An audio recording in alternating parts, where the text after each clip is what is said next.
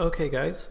So we are getting back into Illustrator.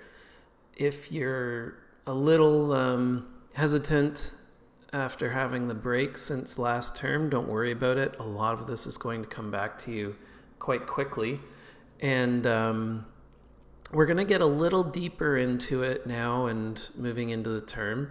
And I mean that in the sense of a little more detail, a little more understanding the more complex aspects of Illustrator. And this isn't going to be difficult. However, it will take time and paying attention to the small steps that you take. One thing you're going to find with Illustrator that I think is a great thing about it, is that you can develop your own style of working with it.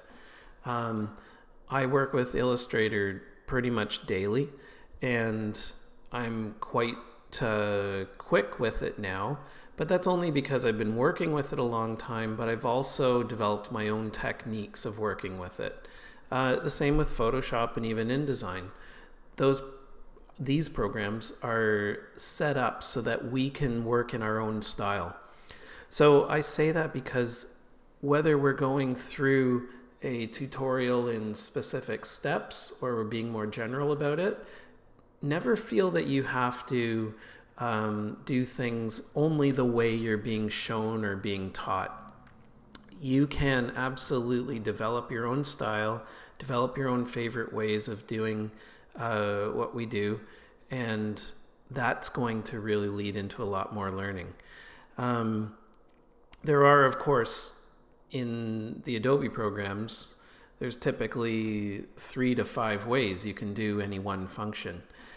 There is also the most efficient and the fastest. Remembering to use your command keys, your hotkeys, key commands, I should say. Remembering to use those when you can, because they are so useful at being efficient and getting that rhythm going. The more we're always going up to the menus to find things, that kind of inhibits that rhythm of working with a creative program. Okay, so you'll see as I'm working, I'm going to be doing things with the key commands that I will try my best to remember to tell you what I'm doing, of course. That's part of a tutorial.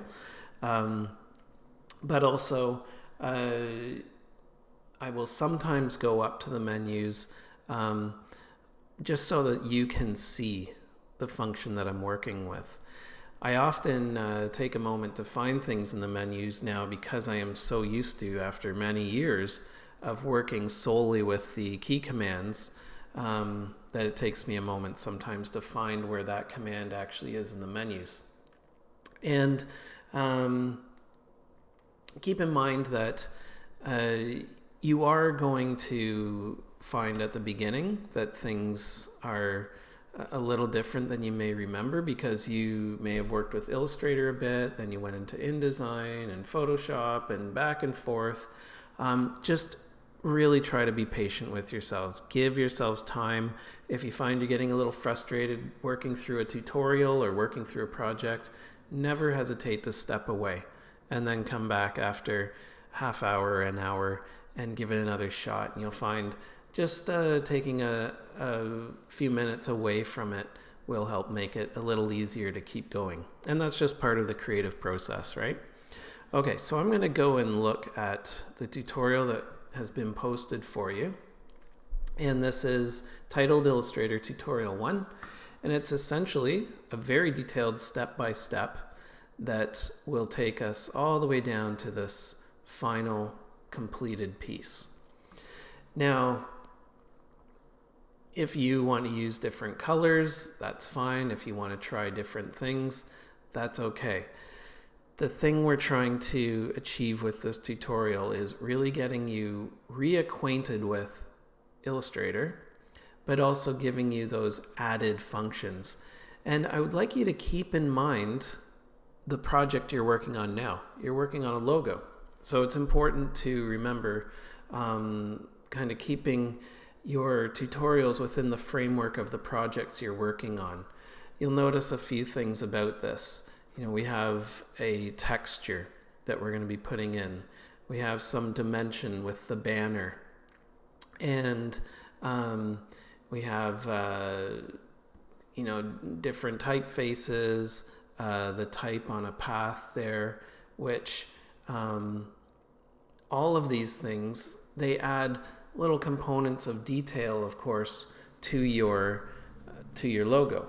And now this is, I would say this is more of an emblem than a logo, but it's a type of logo. So as you design your logo, as you're developing it, one thing I really encourage you to try and do is remember that Illustrator really works on precision. And when you're building a logo, it's important to remember precision. In this case, this logo has, it's symmetric. It has the circles at the side, and it's a symmetric hexagon and quite centered overall. So we really need to maintain that precision in the sense that things are centered on each side. They're in alignment with one another. Things are correctly spaced and so on. All of these small details are what really pull together a logo in a proper way. Okay, so again, just be patient with yourselves, go through the steps, but also keep in mind what you're doing around the construction of your logo. The logo that you're designing may have originally started with a pencil sketch, a pen sketch, or even a tablet sketch. However you started your logo, at some point you're bringing it into Illustrator and you're starting to refine it into digital vector artwork. Okay, so remembering that Illustrator is vector artwork, you're not working with pixels, you're working with vectors. Remember, you're working with the anchor points. So when we draw something, we have these anchor points here. And although you may be used to one or the other, Illustrator kind of work or Photoshop, you really do need to understand that logo design, proper effective logo design, typically happens in Illustrator. Aspects of that logo or versions of that logo may be taken into Photoshop for various uses. However, I believe we talked about this in our first lecture last week. You really want to maintain vector characteristics for a logo so that they're applicable to anything, from tooling for signage and materials such as cut vinyl like stickers and so on, to embroidery, anything that involves machinery and computers reading the line work when the logo is being used. So even screen printing, it's the vector artwork that is most effective. So we're always trying to design our logos in Illustrator in vector form, and then if we need to apply them to something in Photoshop, that's fine. Or if we want to have a screen version that might be maybe for the the credits or the trailer of a film or something, anything like that, absolutely we can take it into Photoshop or After Effects and do what we have to do with it. But the base and proper development of a logo really does start in Illustrator after maybe your initial sketches. Okay, so what I'm going to do, because I know what my end goal here is, and that's an important thing, by the way, always know what you want to achieve, even if that's a sketch or it's in your head. The result is the most important. So like I said, you're going to have different ways of doing things when you get into working with Illustrator more and more, but know that the result is what you're trying to achieve. It doesn't really matter how you get there as long as you get the proper, accurate, effective result. Again, you want to work efficiently, hopefully, but as you're learning, don't be concerned too much with efficiency. That will come the more you learn the program. You'll just figure out, well, I can do this a little faster if I do it this way, and so on. That you'll definitely figure out. However, I know that we need to get here. Now, if I was given this and said recreate that, I would have my own ways of doing it.